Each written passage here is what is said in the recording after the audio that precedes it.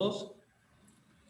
Bueno, hoy estamos a 21 de abril, estamos en la tercera charla del Siesta y hoy van a hablar Pablo Mones y Ramón Álvarez del IESTA, del Instituto de Estadística, de la Facultad de Ciencias Económicas y de Administración, y el título es La evaluación de las y los investigadores del IESTA mediante el análisis de redes. Parte 1. Bienvenidos.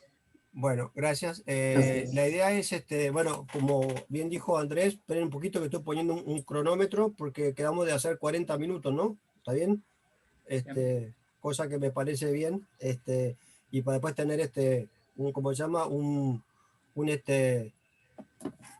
ratito de charla. La segunda cosa es nos vamos a repartir la charla entre Pablito y yo, o sea, algunas arranco aburriéndolo yo, después sigue Pablo y después medio que vamos a ir peloteando entre ambos, ¿de acuerdo? Lo tercero es, el título es fulerazo, después, claramente después que los que no se fueron todavía de la charla y se queden, capaz que les pedimos una sugerencia de cómo mejorar el título, porque la verdad que hablar de evaluar está feo en realidad. La idea era, para no pecar por un título muy largo, era evaluar algún aspecto de nosotros investigadores del IESTA, ¿de acuerdo? Eso es la primera cosa. Bien. Bueno, esto es un poco, digamos, lo que va a ser la hoja de ruta, 4 partecitas: introducción, metodología, aplicación y comentarios. Y bueno, esto en realidad, esta charla surge como el trabajo de una cosa que a mí yo estuve haciendo desde el equipo de dirección, y en un momento, allá por junio, julio del año pasado, a Pablo, que estaba como becario, le pedí que me diera una mano porque él ha trabajado con cosas de redes y me venía bien, digamos, su apoyo para algunas cosas que yo quería evaluar, que tiene que ver básicamente con un poco lo que hice acá, y es tratar de ver a nosotros como investigadores del IESTA cuál es nuestra producción y vista a través de algunos perfiles académicos. Y entonces la idea es, claramente debe haber más de una forma de hacerlo. Nosotros lo pensamos de la aplicación de análisis de redes, ¿sí? Y ahí en realidad van a ver que vamos a hablar de dos tipos de redes, que una tiene que ver con lo que le llamamos visibilidad de los perfiles académicos, y la otra que sería algo así como la variedad de la producción bibliográfica, ¿está? Y bueno, la idea, como reitero, esto era una cosa que era más que nada un insumo para el equipo de dirección, en realidad era un diagnóstico basal para hacer algunas cosas que de algún modo se fueron haciendo a lo largo, digamos, del segundo semestre del 20, y que bueno, ustedes conocen que terminaron con la mejora de la página web y todo ese tipo de cosas. Bien, un poco lo que hablamos con Pablo. ¿Por qué decir que lo hacíamos a través de esta perspectiva metodológica? Y bueno, porque el análisis de redes nos va a permitir centrarnos en las relaciones entre los agentes, que en este caso somos nosotros, ¿sí? La otra cosa, ya hago una aclaración, van a ver que intenté que esto quedara con lenguaje, digamos, inclusivo. Claramente no quedó, así que aquellos que lo dominan, de pronto son bienvenidos sus correcciones. Después, la idea es estudiar cuál sería la evolución del sistema en términos de cuáles son los componentes, los nodos que seríamos nosotros los investigadores, y las relaciones que se establecen entre nosotros, que en este caso son las aristas, y acá vamos a ver cómo es que se forman. Y esto en realidad después permitiría hacer una especie, que decía Pablo, de estática comparativa, es decir, cómo cambiaría la red ante un shock, un cambio. De pronto, supóngase que no sé, nos sube la tarifa, digamos, de Antera al doble, y de pronto ya no podemos publicar más nada en los perfiles académicos porque tenemos que pagar, y entonces ahí sería un shock no del más deseable.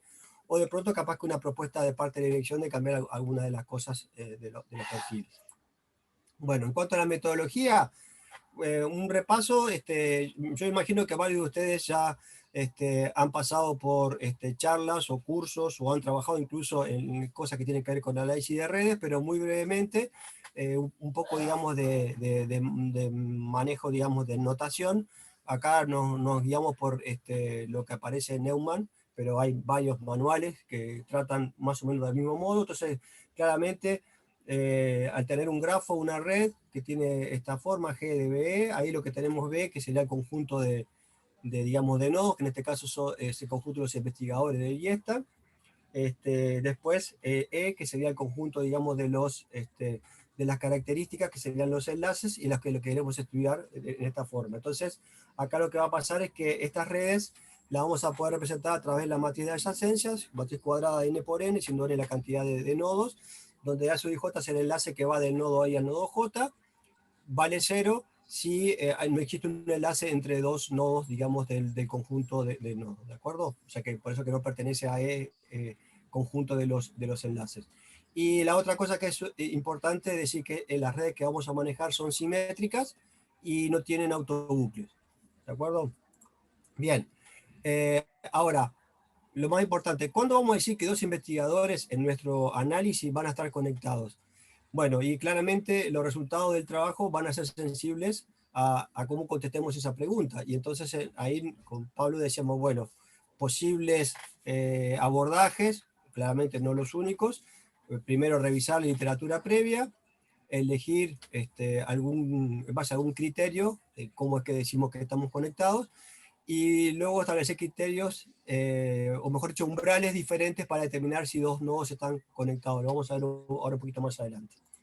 Bien, para cada una de las dimensiones que queremos estudiar, vamos a construir redes que van a tener diferentes exigencias en términos de la relación entre los nodos, ¿sí? Para cada nivel de exigencia van a surgir ciertas métricas que permiten caracterizar la topología de la red, y de ahí supongo que podremos establecer lo que llamaremos una red con una estructura deseable. ¿Tá? Bueno, de vuelta un repaso muy por arriba de algunas de las métricas más manejadas, que tiene que ver con la densidad de la red, que dice que también conectados están los nodos dentro de la red, que se establece a través de esta ecuación que está acá, cantidad de aristas sobre cantidad de aristas posibles.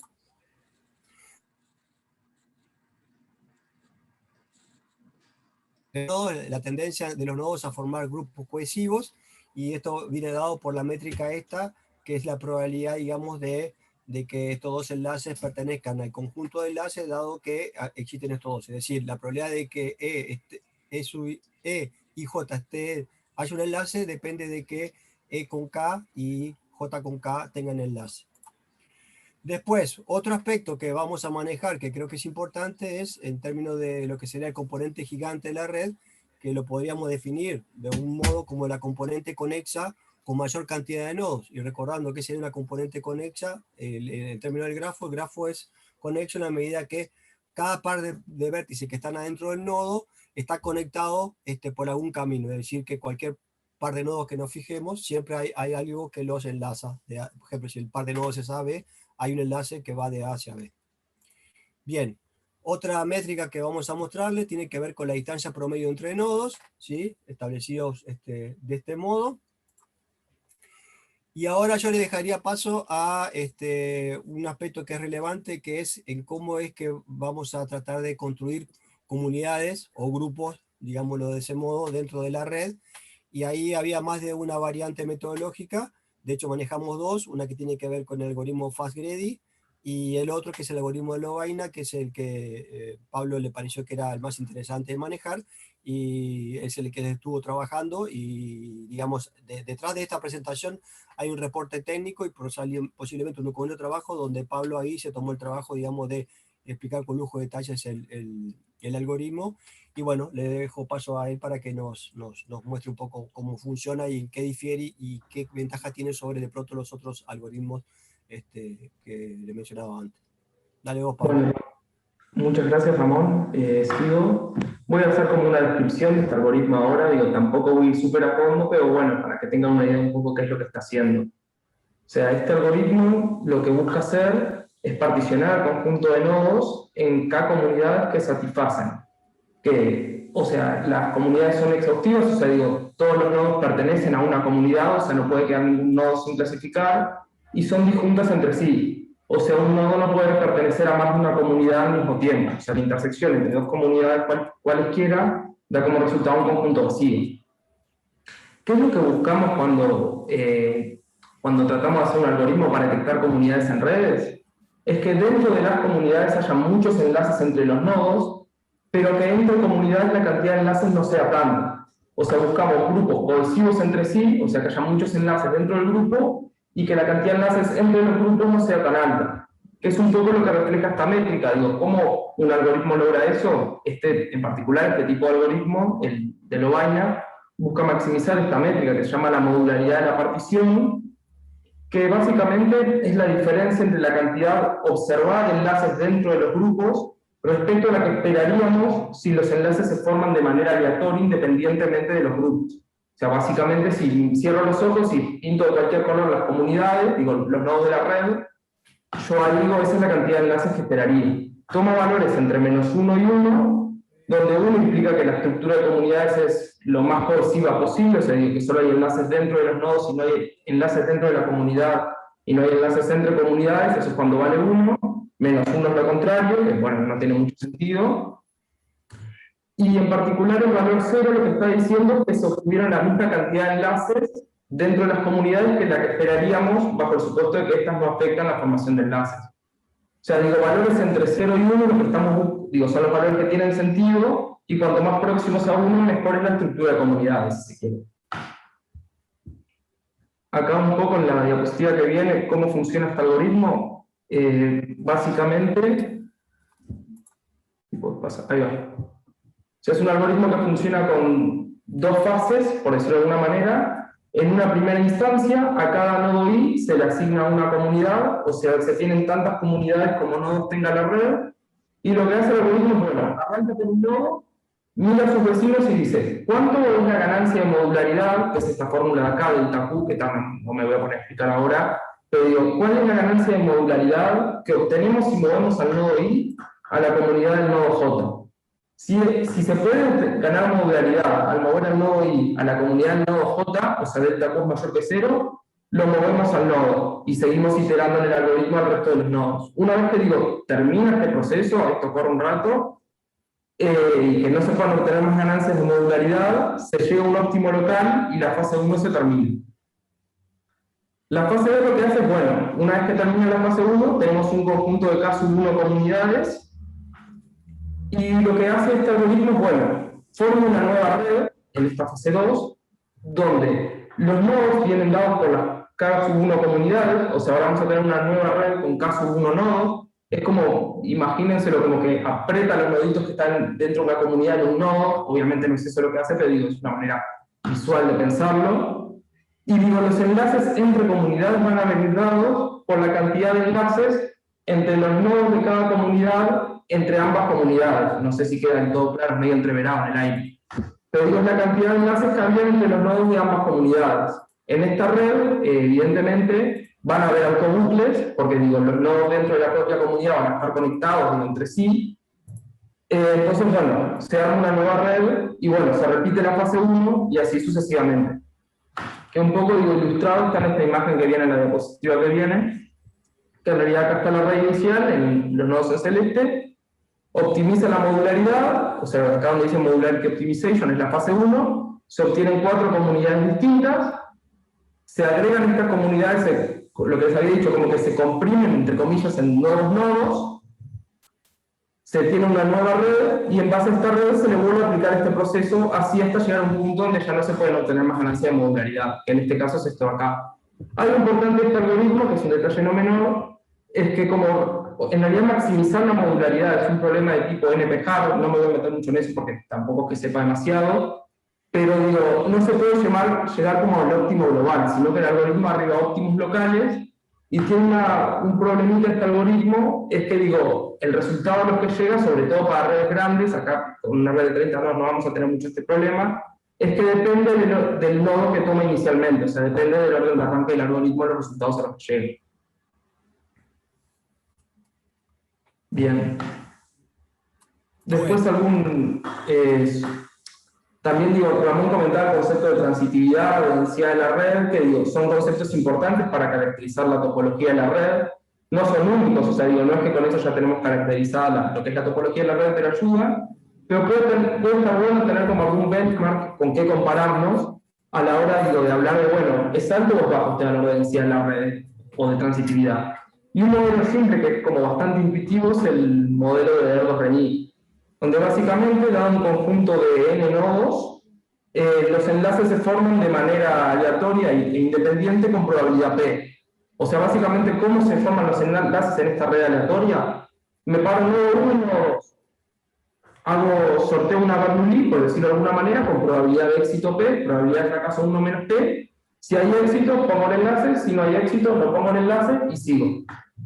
O sea, en una red de tipo RNI se puede mostrar fácilmente que la transitividad de la red, digo que en realidad era la probabilidad que el nodo I y el nodo J estén conectados, dado que el nodo J está conectado con el nodo K y el nodo I también está conectado con el nodo K, digo, como todos los enlaces se forman de manera aleatoria independiente con probabilidad P, este condicional no es relevante para la probabilidad, lo podemos sacar, nos queda que esta probabilidad es igual a esta, que por definición es igual a P. Por lo tanto, en redes de tipo Rossini, deberíamos esperar que la transitividad sea igual a la densidad de la red. O sea que si vemos una red que tiene una transitividad más alta que su densidad de la red, quiere decir que es como más cohesiva, por decirlo de alguna manera, que una red de Rossini, y viceversa para el caso donde la transitividad sea menor a la densidad de la red. Acá hay un ejemplo con solo 8 noditos, como para que quede claro. Digo, las tres redes tienen la misma cantidad de enlaces, pero vemos que el grado de cohesividad, que es lo que vemos con la transitividad, es bastante distinto. La red del medio es una red de Rossini, digo, si bien dije que la probabilidad de formación de enlace debería ser igual a la transitividad, eso es un aspecto teórico. Cuando damos una muestra empírica no tienen por qué necesariamente coincidir, aunque cuando n tiende a infinito sí, pero bueno, con 8 nodos no podemos pedir mucho. A la izquierda tenemos una red que tiene la misma cantidad de enlaces, pero que no es una red con una alta transitividad, o sea, los nodos como que no tienden a formar grupos cohesivos. En cambio, la red de la derecha sí, vemos que tiene una transitividad bastante más alta. Bueno, te dejo, Ramón, con la primera aplicación. Bueno, entonces vayamos un poco a lo que sería la aplicación. En realidad, como dijimos, esto es una cosa que le vamos a aplicar sobre los investigadores del IESTA. Entonces, esto es, primera cosa, algo hecho a junio del 20, con lo cual es un corte, digamos que claramente al día de hoy debe haber cambiado. Y acá lo que tenemos es un poco la matriz, digamos, de la cual partíamos, ¿sí? Donde tenemos cada uno de nosotros etiquetados, el grado que tenemos. Y acá básicamente lo que teníamos era como dos bloques de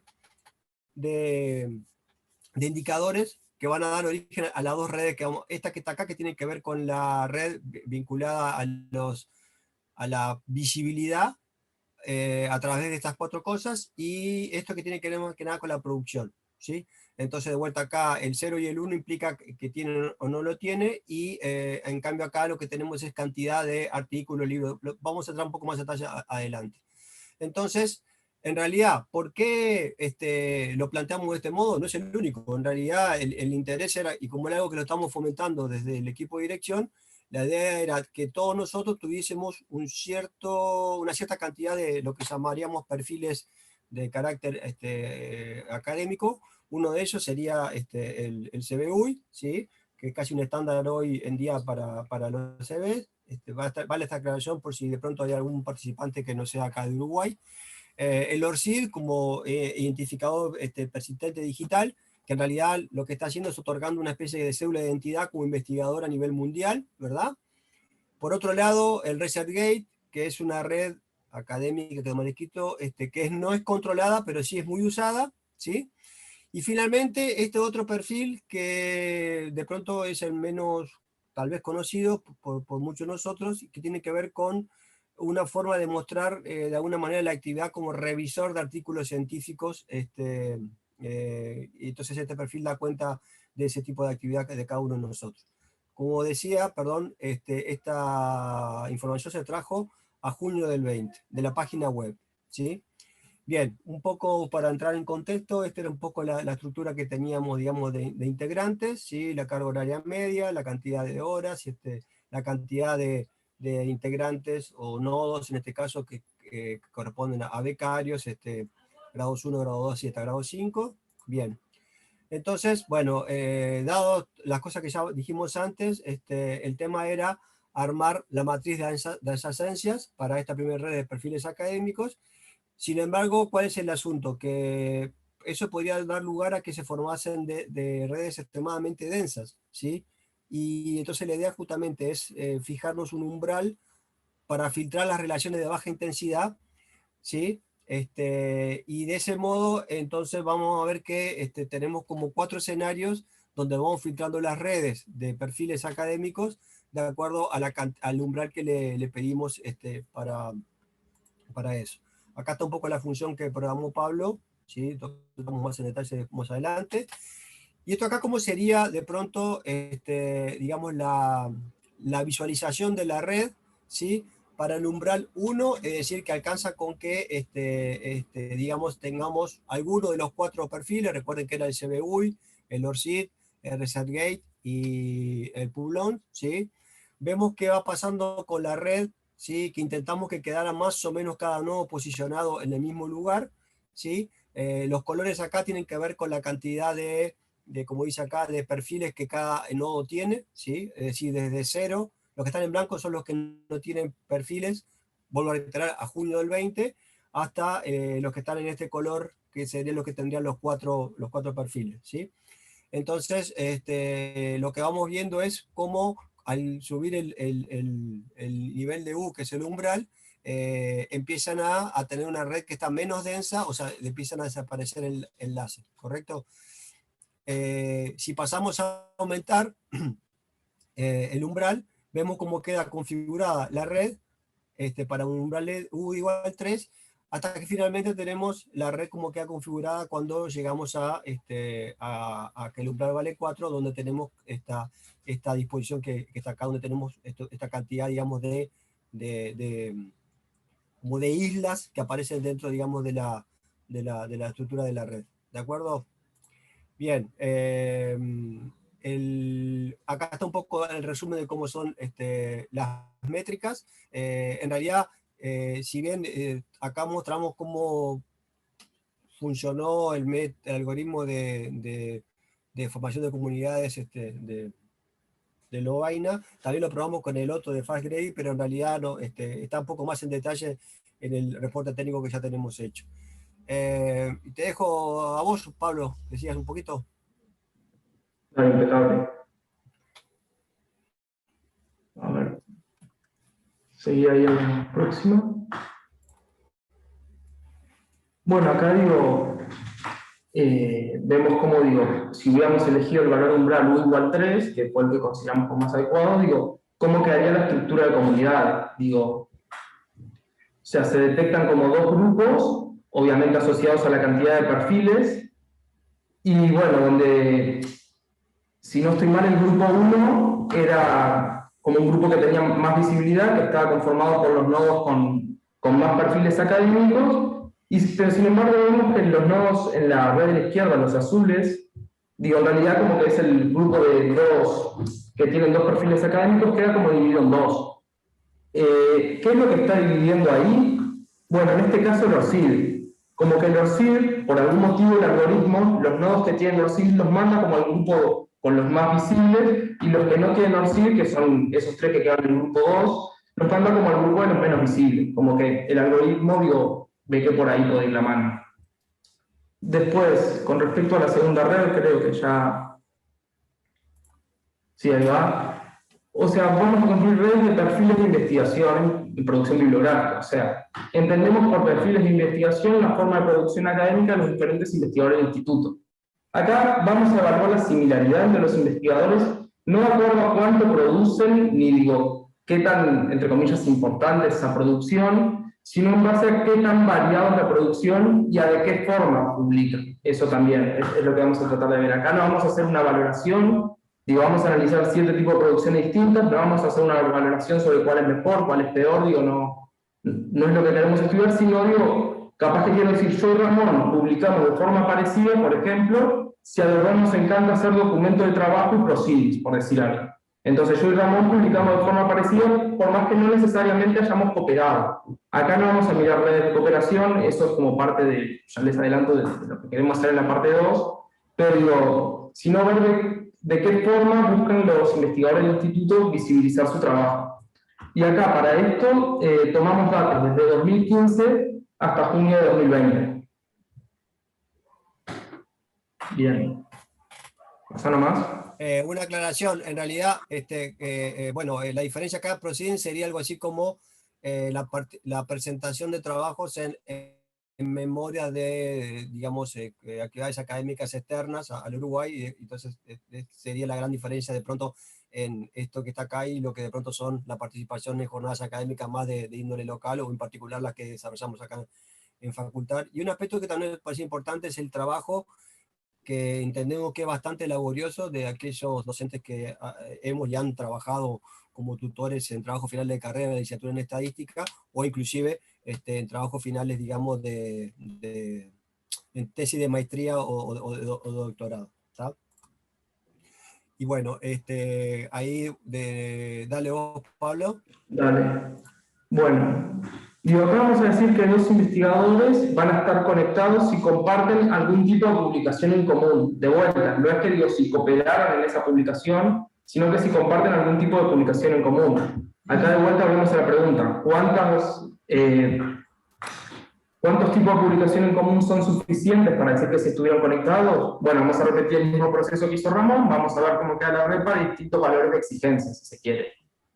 O sea, acá un posible problema que puede emerger es, bueno, capaz que la investigadora Juanita es una fenómena haciendo artículos, pero solo hace artículos. Digo, lo único que hace, nos pone jornadas, no hace documento de trabajo, es una fenómena, pero solo hace artículos. O sea, en este tipo de red, como nosotros lo estamos visualizando, probablemente la investigadora Juanita queda aislada de la red.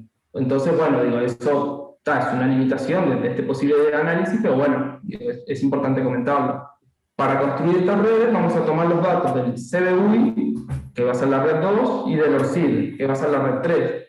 Que uno a priori capaz que podría pensar, bueno, ¿para qué vas a hacer dos redes? Si en realidad, digo, lo que publicaron los investigadores entre 2015 y junio de 2020 es lo mismo, digo, miles donde miles. Bueno, un poco lo que notamos acá con Ramón es que los investigadores suelen depositar información distinta en el CBUI y en el ORCID, que es un poco va a quedar reflejado en el tema de las redes. Y bueno, y también una cuestión, ¿qué pasa si voy a hacer la red basándome en los datos del CBUI y el investigador no tiene CBUI? Bueno, ahí lo que hacemos es que el investigador queda fuera de la red, ni siquiera lo incorporamos a la red, porque si no hay información, no tendríamos forma, digo, de obtener esa información, básicamente, digo. O digo, si lo tienen desactualizado, también depende de qué tan desactualizado esté. Si la última actualización fue en 2019, bueno, está, podemos obtener información relevante. Si la última actualización fue en 2005 por tirar un bolazo, digo, ya ahí no tiene demasiado sentido. Bueno, acá, respecto a la red armada con el CBUI, vemos que digo, los investigadores del IESTA suelen depositar aquí la mayor cantidad de información, o sea, acá como que se hace una desagregación bastante más amplia de su trabajo.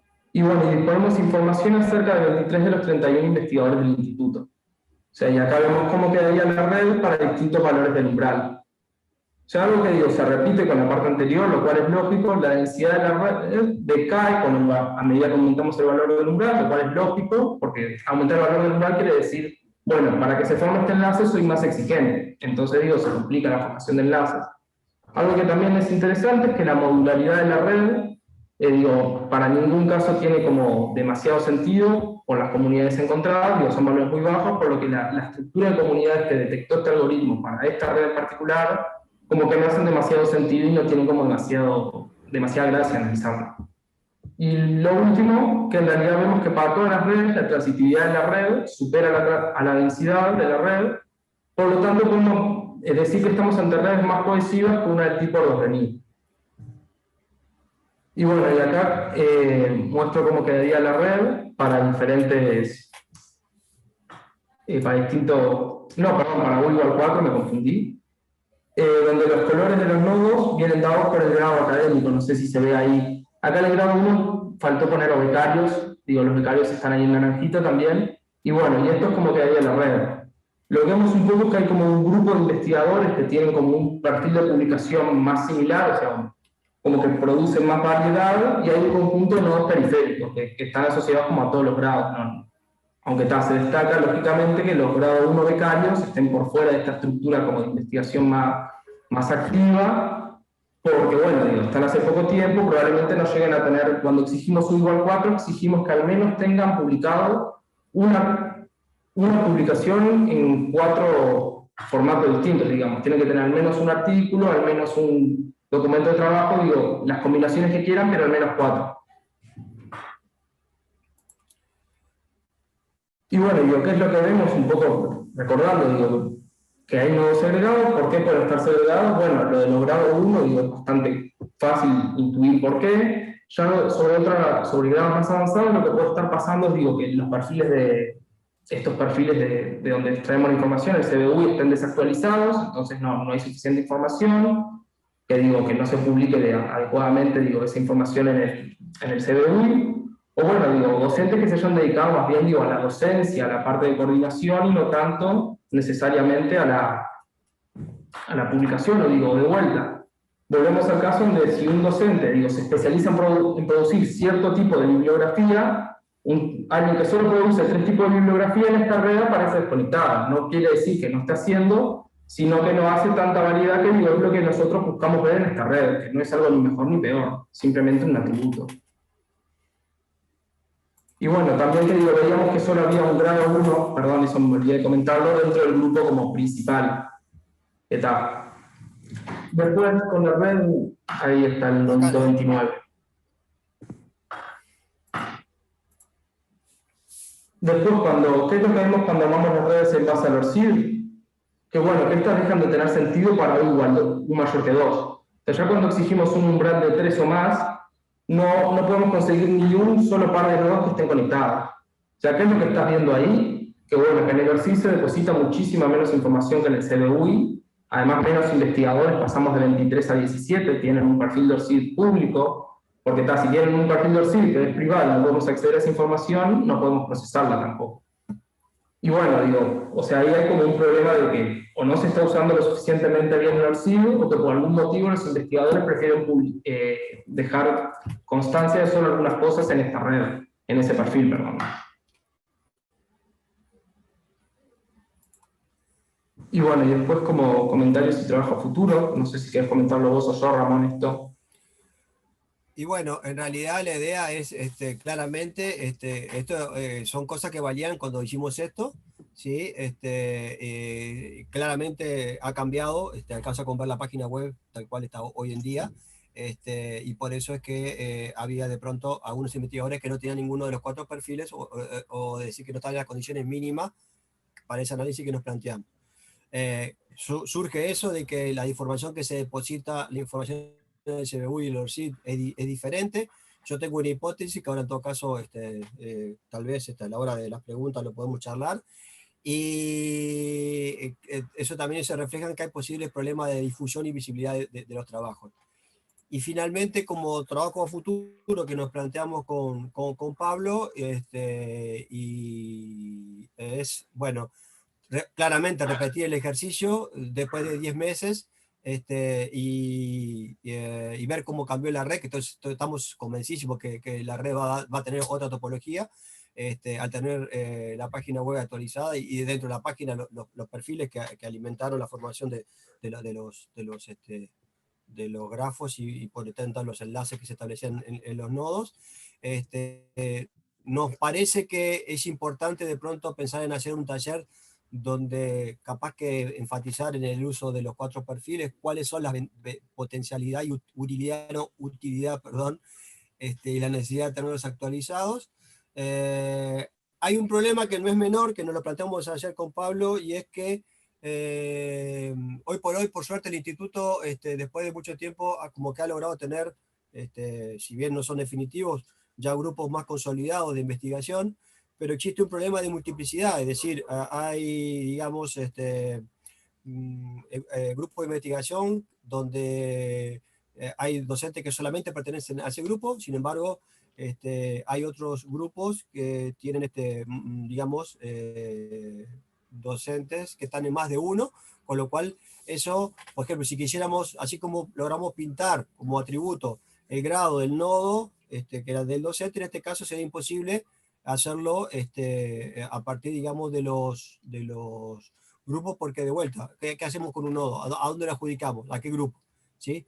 Y eso no es un problema menor. A mí se me ocurrió una idea, a Pablo otra, pero estaría bueno que después de ustedes nos digan qué les parece al respecto. Y finalmente nos gustaría pensar en seguir el análisis haciendo un estudio más de la perspectiva de redes de coautoría o de cooperación. ¿Está? Esta es un poco la biografía muy mínima que pusimos, y por acá estaría la charla de hoy. Creo, Andrés, que nos quedamos bien. Si bien en 35 minutos, ¿puede ser? Impecable, la verdad que un lujo. Gracias Ramón, gracias Pablo por la presentación. Y bueno, abrimos el marco de preguntas.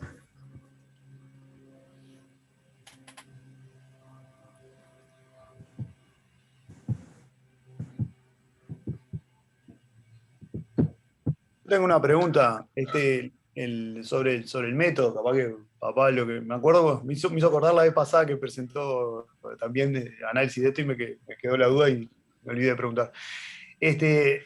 Ahí el QS de Lovaina, vos comentás como algunas posibles debilidades, ¿no? La sensibilidad al valor inicial y no me acuerdo ya a esta altura cuál es el otro. Mi pregunta es, ¿hay alguna forma, o sea, existen formas, más allá que no lo hayan usado acá, porque no tendría sentido, de medir la variabilidad de lo que te da al final, digamos? Ahora te da una estructura de cuatro comunidades basada en ese índice, pero podrían ser 5, ¿hay alguna especie de como un intervalo de confianza o al menos variabilidad de algo? Bueno, digo, algo importante a remarcar es que si bien el algoritmo depende del punto de partida, de acuerdo a los autores, hay dos puntos importantes. Uno es que igualmente logra mejores resultados en términos de modularidad y mayor velocidad que los algoritmos anteriores. Y dos, que digo, ese arranque del punto, que dependa del punto de partida, tampoco los autores o algún artículo posterior que yo había leído, capaz que hay algo más nuevo que digo, si alguno sabe agradezco que me lo pase, como que no podían encontrar un patrón claro de, bueno, cómo solucionar ese problema, digo, desde dónde conviene arrancarlo, digo, si arranco de tal lugar, o digo, de algún nodo con alguna particularidad especial, logramos un mejor, como que no veían como un patrón claro. ¿Cómo solucionarlo? Yo de vuelta, yo para redes chicas yo me la jugaría, que acá no tenés mucho ese problema, ya capaz que si te vas a una red, yo que sé, 100.000 nodos, digo, podés tener un poco más de ruido, y yo calculo, digo, no te sabría decir así la solución, pero capaz que se puede inicializar el algoritmo en diferentes nodos y ver cómo cambia, y decir, bueno, yo que sé, inicializo 20 nodos distintos, veo cómo me quedé y me quedo con la estructura con mayor modularidad, que a fin de cuentas, digo, es lo que a priori parecería ser como una mejor estructura de comunidades. No sé Sí, si yo me acuerdo, o sea, me parece que respondí. por eso la puede ir, yo me acuerdo de haber visto alguna vez con algo que, desde mi óptica, que nunca hice análisis de redes, es parecido que como hacer grupos con camins, ¿no? O sea, empezás con una cantidad de grupos que las pusiste vos y después vas clasificando a los distintos puntos iterativamente, Claro. y vas cambiando no sé qué. Y eso también es sensible al punto de arranque, y una de las formas es arrancarlo, ponerle, no sé, 100 veces de 100 lugares distintos, y no sé cómo promedian, vamos a decir, al final, ¿no? O sea, como después que tenés 100 resoluciones de camino, ¿cómo promedias todo? Pero, capaz que podría ser. Sí, por ahí sí.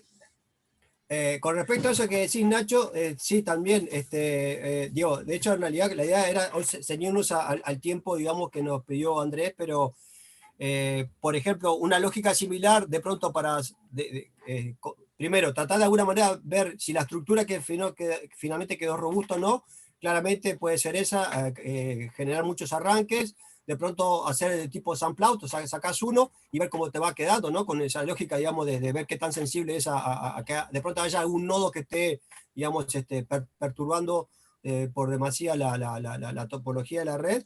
Inclusive también una lógica parecida a cuando de pronto si uno quisiera contrastar, bueno, esto en realidad tiene una estructura o de pronto se parece más a una red como la que planteó Pablo de tipo aleatoria de Erdos Reini. Entonces, ahí lo que se puede hacer justamente es simular muchas redes que tengan el mismo nivel de probabilidad de transición y de transitividad empírica y ver si de alguna manera se adecúan o sea, cuántas de las que replicas finalmente se termina pareciendo a la que obtuviste para la única muestra que tenés, que son los 31 cuando hacemos la red completa o las otras redes que tienen menos nodos. Ok. Gracias, Nacho. Juanjo.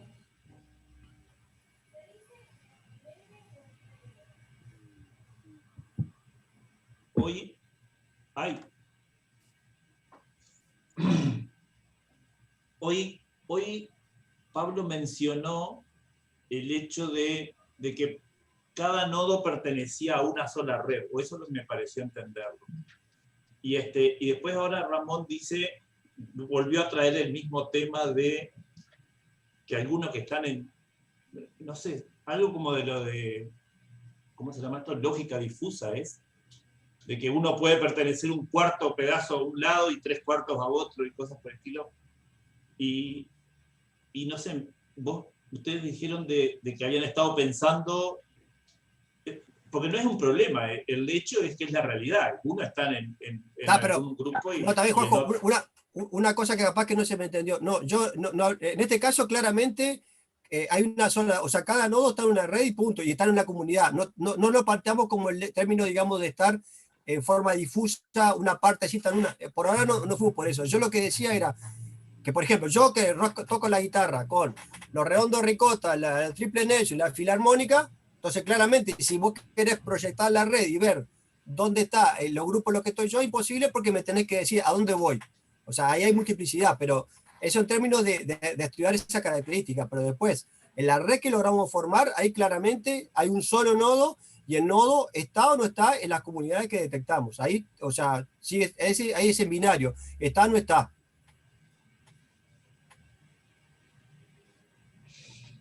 Gracias.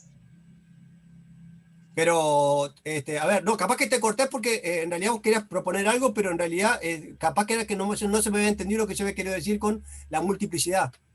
No, que es un tema, digo. Es que es la realidad, claro. Si querés poner a las personas en redecitas, que yo pensé que querían poner en algún momento, Sí. esas redecitas se iban a tener intersecciones y cosas. Claro, por eso. Entonces, una cosa que pensábamos con Pablo es decir, bueno, armemos una red no de personas, sino una red de grupos. Entonces ahí la dificultad, que probablemente a algunos de los que están hoy se les pueda ocurrir, es bueno, ¿cuáles serían las estadísticas para agregar a nivel de grupo que permitan de alguna manera empezar a hacer los enlaces, la matriz adyacencia, bueno, toda la vaina para terminar formando el grafo, ¿no? Es eso. Perdónenme, pero me perdí. O sea, pero no están midiendo coautorías. ¿Y los No. grupos cómo entrarían entonces? Bueno, eso capaz que en la parte 2 sí digo la idea hacer redes de coautoría. Repetir este ejercicio en base a los grupos, no, capaz que no tiene demasiado sentido. Pero digo, si ya pasamos a ver redes de coautoría, que es un poco la idea en la parte 2, ahí sí capaz que tiene como un poco más de gracia. Está genial. Pero la presentación no estaba las coautorías. No, en ningún momento. Por las dudas está buena aclarar. Porque digo, algo de investigación, lo primero que piensa es eso, claro. No fue el caso. Como algo que quisiéramos hacer. O sea, esto está muy ceñido a cuál era la lógica con la que elaboramos en esto y Pablo me dio una mano. O sea, en realidad, a ver si podemos encontrar una vuelta para mostrar visualmente y un poco con algo que no sea tan al voleo, decir, bueno, ¿cómo estamos parados hoy en junio? Y además estoy segurísimo que si hacemos hoy, claramente, por ejemplo, el pasar de 31 a 23, eso ya no existe. O sea, creo que el 100% de los que hoy estamos, todos tenemos la chance de estar, digamos, en la segunda red porque tenemos los perfiles que le pedíamos, que era tanto el CBU o el ORCID, o inclusive hasta se puede cambiar de pronto ni siquiera un CBU, sino de pronto un CB de formato de dedicación total, pero que se parezca a un CBU, ¿de acuerdo? Vuelvo a reiterar. Entonces, la idea justamente es lo que decíamos, hacer estática comparativa, decir, bueno, comparemos qué pasaba hace un año con ahora, y estoy segurísimo que esto cambió y, bueno, creo que cambió para bien. ¿Tá? Gracias. La otra cosa que tiene que ver, que tiene que ver, sí, con la variedad, sí, eso es una cosa que creo que lleva más tiempo y no habla para nada, sino que directamente lo que están midiendo es qué es lo que está, o sea, cómo somos, qué zoológicos somos. En realidad, tenemos algunos que está bien que hagan un solo tipo de cosa y está perfecto, y hay otros que de pronto hacen más cosas y está bien. El tema era tener como una identificación bien acabada, que vuelvo a reiterar. Quedó un buen ejercicio donde Pablo se colgó, pero a mí, desde el equipo de dirección, me permitió tener como una cosa que está buena y que además era un insumo importante para algo que yo me había comprometido ya desde al estar en la dirección de las cosas que nos habían sugerido en la evaluación del instituto, que nos dijeron, miren que ustedes hacen mucho más cosas de las que ustedes piensan que hacen. Entonces creo que una forma es mostrar cómo es eso. Y bueno, no se nos ocurrió esta, capaz que a ustedes se les ocurre otra y bienvenido. Gracias, Ramón. ¿Alguna pregunta más?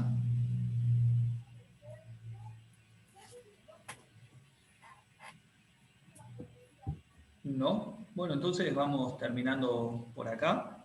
La verdad que un gusto. Muchas gracias, Pablo. Muchas gracias, Ramón. Y bueno, para la próxima ya la tenemos por acá. La invitación hablará Silvia Altmark y Karina Larruina, temas de investigación en economía y estadísticas del turismo. Bien, entonces nos vemos el miércoles que viene a esta misma hora en el mismo canal. Que pasen bien. Saludos, adiós. Chao, chao. Chao. Gracias, Dale, profesor. gracias. Hasta luego. Chao, gracias.